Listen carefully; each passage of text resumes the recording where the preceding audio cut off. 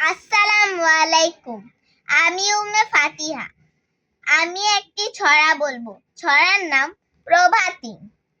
ভোর ভোর হলো, দোর খোলো, খুকুমনি উঠোরে। ওই ডাক জুই শাক, ফুলখুকি ছুটে ছুটে ছুট ছোটে ছোটে রে।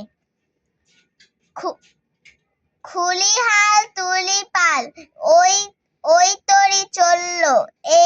এইবার খুকু চোখ খুললো।